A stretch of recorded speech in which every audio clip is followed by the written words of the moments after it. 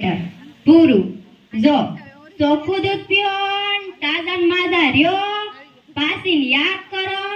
રાજી રાજી રહ્યો રાજી રાજી રહ્યો રાજી રાજી રહ્યો લાવ અડધો લીટર વધારે દૂધ આલો રમાવેન લ્યો બસા ખુસા જોયું પાસીન દૂધ કેવડું મોટું છે હે મીઠી બેન જો આ જમાનામાં છે ને ઓર્ગેનિક ખેતી કરવી જ પડશે ઓકે જો ચોખ્ખું દૂધ નથી ચોખ્ખા અનાજ નથી ચોખ્ખા શાકભાજી નથી કઈ વસ્તુ ચોખ્ખી નથી અને માણસની દાણત પણ ચોખ્ખી નથી હે મીઠી બેન જો જમીન છે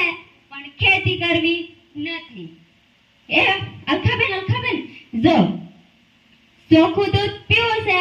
પણ ગાય રાખવી નથી એટલે કે ગાય હાલે બાયું ના ચાલે ને અને સૌને ત્યાં બેસાડે અને ઘડીએ કેન્સરના ખાટલા પાટલા ને પાટલા એ તો માઠી રહેવાય નહીં એટલે કહેવાય હું રે પાસી અને મારી વાત 100% હાસી માનવું હોય તો માનો નહીં તો હું હાયલી પેલી ભીનુબેન મારી વાટ જોતા છે જવું પડે ભીનુબેન ઓ ભીનુબેન એ ભીનુ તમે બે તો અહીંયા જ બેઠા છો તમે નોકરી કરો એટલા માટે તમને ખબર નહીં તો આજની બાઈને તો નોકરી પરસાવે તેમે દૂધ લેવાના ને મારે રાડો પાડવો જ પડે તમે તો તપેલી આપો દૂધ આપો 1 લીટર 2 લીટર અને 3 લીટર પૂરું જો ચોખ્ખું દૂધ પીઓ તાજા માજા રહ્યો પાસી યાદ કરો રાજી રહ્યો લાવ અડધો લીટર વધારે દૂધ આલો ભીનુબેન લ્યો બસા ખુસા જોયું પાસી દૂધ કેવડું મોટું છે આલો મારી બીજે દૂધ લેવા જવું